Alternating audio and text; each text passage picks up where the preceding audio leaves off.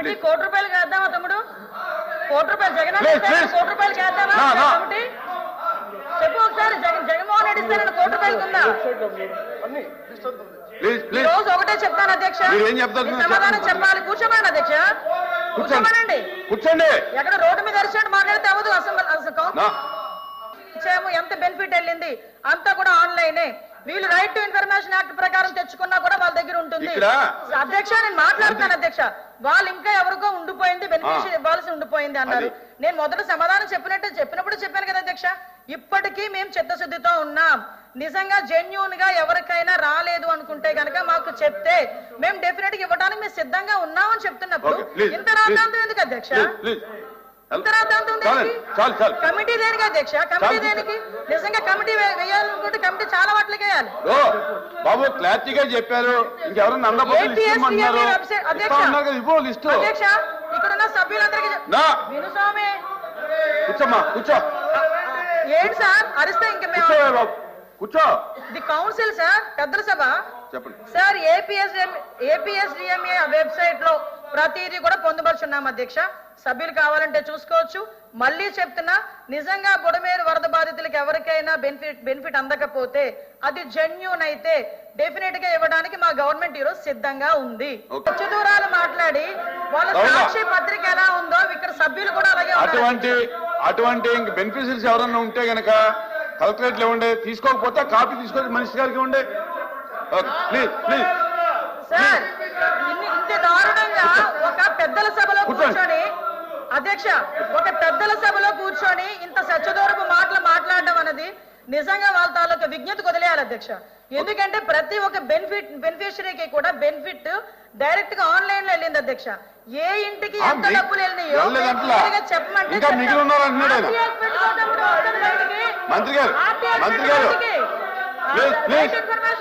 బయటకు వస్తుంది. ఎన్ని కుటుంబాల నుంచి వచ్చిందో ఈ రోజుకి మేము ఒక విషయంలో రవీంద్ర గారు ఒకసారి ఆ వరదలు వచ్చే రోజు అధ్యక్ష, ఇప్పుడు ఆ రోజున వరదలు అధ్యక్ష ఎందువల్ల వచ్చినాయి అనేది జగమెరిగిన సత్యం అధ్యక్ష.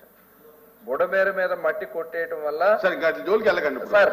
ఇప్పుడు ఇంకా బెనిఫిట్ ఒకటే కదా, ఇంకా దాని గురించి మాట్లాడదాం. మెంబర్ చెప్పేది ఏంటంటే చాలా మంది బెనిఫిషరీస్ ఉన్నారంటున్నారు. టోటల్ గ్రామ సచివాలయాల వారీగా మొత్తం అందరికి కూడా గతంలో ఎప్పుడు ఏమైనా బెనిఫిట్ ఇచ్చాం అధ్యక్ష. కింద గ్రౌండ్ లెవెల్ అయినా పైన అప్స్టేర్ లో ఉన్న వాళ్ళకి ఎలా చేయాలనేది మా ముఖ్యమంత్రి గారు చాలా పారదర్శకంగా, అసలు ఎప్పుడు గతంలో ఎవ్వరే ఇవాళ వాళ్ళకి కూడా నష్టపరిహారం ఇవ్వడం జరిగింది అధ్యక్ష. ఇవాళ అంత మంచి కార్యక్రమాలు చేస్తారు. దాన్ని బెనిఫిషరీస్ ఉంటే గనక కలెక్టరేట్లు ఇవ్వండి, తీసుకోపోతే కాపీ తీసుకురండి, ఇవ్వండి. సంవత్సరం దాటాక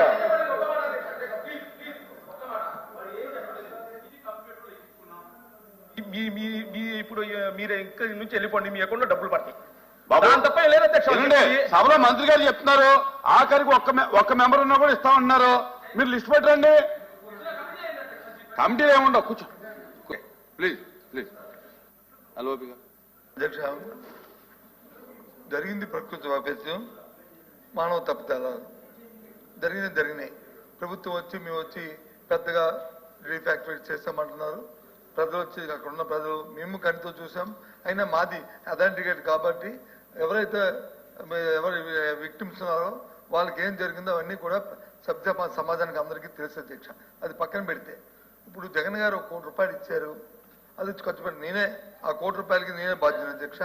నా చేతులతోనే నేనే మానిటరింగ్ చేసి పాలు, నీళ్లు, దాంతో పాటు ఎవరైతే దినుసులు ఉన్నాయో ఆ దినుసులు కూడా ఒక నిమిషం ఆ దినుసులు కూడా నా అధ్యక్షతనే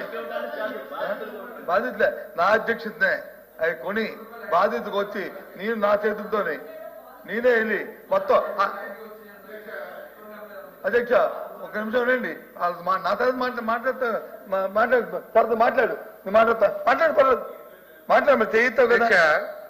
సరే అంటే ఎవరికైనా లబ్ధి చేకూరలేదేమో దాని గురించి మాట్లాడతాను అధ్యక్ష. బాధ్యత కలిగిన ఎవరైనా సరే జవాబుదారీ ఉన్న వ్యవస్థకి డొనేషన్ ఇవ్వాలి అధ్యక్ష. మేము కూరగాయలు ఇచ్చాం, పాలు ఇచ్చామంటే మీరు 100 కోట్లు అని చెప్పండి. అయితే 1 కోటి రూపాయలకి ఎందుకు? 1 కోటి రూపాయలు ఎందుకు? దానికి ఏమైనా లెక్కపత్రం ఉంటుంది అధ్యక్ష? ఓ ప్రభుత్వం ఉంది, ఒక బాధ్యత కలిగిన రాజకీయ పార్టీ ఒకవేళ డొనేషన్ ఇవ్వాలనుకుంటే ఎవరికి ఇవ్వాలి అధ్యక్ష? ఆ అధికారుల ఆధ్వర్యంలో నిర్వహించే వ్యవస్థకి ఇవ్వాలి అధ్యక్ష. మీరు ఇచ్చే చాలా మంది ఇచ్చారు అధ్యక్ష. అదే ₹1 అది ఆ పార్టీ 100 కోట్లు ఇచ్చినా తక్కువే, కానీ 10 లక్షలు 50 లక్షలు ₹1 ఇచ్చిన చాలా మంది ఉన్నారు అధ్యక్ష. ఎల్ఓపి గారు ఆ విధంగా మాట్లాడతాం కరెక్ట్ కాదు అధ్యక్ష. మేమేం కాదంటలా, దాన్నేం కాదంటలేదు అధ్యక్ష. ₹1 ఇచ్చి ఉండొచ్చు, కానీ ప్రభుత్వానికి చెల్లించలేదు అంటున్నారు అధ్యక్ష. గారు మంత్రి గారు బాగా చెప్పారు. ఇప్పుడు అదే మా డౌట్.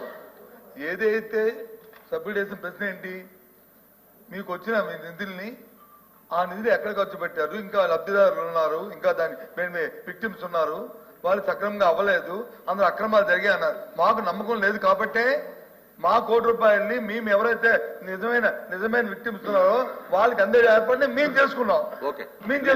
మాకు మీ మీద నమ్మకం లేదు కాబట్టి మీరు సక్రమంగా దాన్ని నిలబెట్టారు కాబట్టి దయచేసి మేమిచ్చిన మా పార్టీ నుంచి ఇచ్చిన సాయాన్ని మీరు ప్రశ్నించి ఈ రకంగా కోతులకి మేము కొవ్వొత్తి అగ్గిపెట్టికి ఇచ్చామని చెప్పలేదే. మేము ఇచ్చింది కొవ్వొత్తి అగ్గిపెట్టికి ఇవ్వలేదు. మేము ఇచ్చింది పాలకి, నీళ్ళకి, దాంతో పాటు నిత్యావసర సరుకులు, వాటికి బిల్లులతో సహా ఇమ్మంటే నా దగ్గర బిల్లు ఉంటే బిల్లు కూడా పంపిస్తాను, చూసుకోండి. సార్ ప్రశ్న అడిగిన సోదరుడు సార్, ఇంతమంది ఉన్నారన్నారు సార్. చిత్తశుద్ధి ఉంటే నిజంగా అతను ఒక సింగనగర్ ప్రాంతంలో ఉంటా అన్నాడు, నేను ఇంత ఇచ్చా అన్నాడు. రెండు పేర్లు తీసుకొచ్చి ఈ ఫలానా అప్పారావుకి రాలేదు, లేదా ఈ ఫలానా సుబ్బారావుకి రాలేదు అని చెప్పగలిగాడు అధ్యక్ష? చెప్పలేడు అధ్యక్ష. ఎందుకంటే ఎవ్వరు లేదు అధ్యక్ష. క్షేత్రస్థాయిలో అందరికీ అందాలని చెప్పి 10 సార్లు, ఎందుకంటే టెక్నాలజీ వాడి సచివాలయంలో మన బోర్డులు పెట్టి తర్వాత టెక్నాలజీ వాడి IVRS వాడి ఎవరైనా ఉంటే కూడా మేము మంత్రులు అక్కడ కలెక్టరేట్ లో ఉండి అందరికి కూడా 100% వచ్చేదాకా మేము చేసాం అధ్యక్ష. వాళ్ళు 2 పేర్లు చెప్పలేకపోయారు అధ్యక్ష. ఇస్తే కనుక చర్యలు తీసుకోండి. ఓపెన్ డొమైన్ అధ్యక్ష. మేము చేసిన పేరు కూడా ఓపెన్ డొమైన్ లో ఉంది అధ్యక్ష. మీరు క్లారిటీగా చెప్పారుగా. 1 minute అరుణ్ కూర్చోవా బాబు, కూర్చో సమయం అధ్యక్ష. కూర్చో, నువ్వు కూర్చో అధ్యక్ష. 2 విషయాలు అధ్యక్ష. మేము అడిగింది ఏంటి? మేము అడిగింది మీకు ఫండ్స్ ఎంత వచ్చినాయి, ఎంతమందికి ఖర్చు పెట్టారు, ఇంకా ఏమైనా ఉన్నారా, ఉంటే వాళ్ళకి ఎప్పుడు లోపు చేస్తారని అధ్యక్ష. ఇప్పుడు రెవెన్యూ మంత్రి గారు లేచి ఒకరి పేరు చెప్పండి, 2 పేర్లు చెప్పండి, ఓపెన్ ఛాలెంజ్ డిమాండ్ అని అంటున్నారు అధ్యక్ష.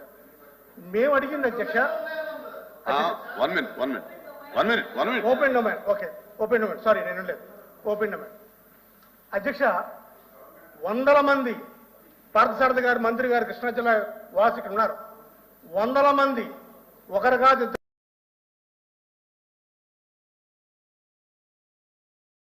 నీళ్లు 3753.76 లీటర్ల స్వాధీనం చేసుకోవడం జరిగింది. 997 వాహనాలను సీజ్ చేయడం జరిగింది అధ్యక్ష. అలాగే 2023 6604 కేసులు, 7491 నేరస్తుల సంఖ్య, స్వాధీనం చేసుకున్న IMFL లీటర్లు 1,06,082.19, స్వాధీనం చేసుకున్న బీర్లు 9,948.73, స్వాధీనం చేసుకున్న వాహనాలు 1,583, మొత్తం 34,177 కేసులు బుక్ చేయడం జరిగింది అధ్యక్ష. 40,919 నేరస్తుల్ని ఐడెంటిఫై చేయడం జరిగింది అధ్యక్ష. స్వాధీనం చేసుకున్న IMFL లీటర్లో 24,02,782 లీటర్ల అధ్యక్ష. స్వాధీనం చేసుకున్న బీర్లు 39,582.55, స్వాధీనం చేసుకున్న వాహనాలు 10,889. అశోక్ బాబు. అధ్యక్ష, గత 5 సంవత్సరాల్లో బహుశా ఆంధ్రప్రదేశ్లో వచ్చినంత నాన్ డ్యూటీ పెయిడ్ లిక్కర్ ఏ రాష్ట్రంలో వచ్చి ఉండదు అధ్యక్ష.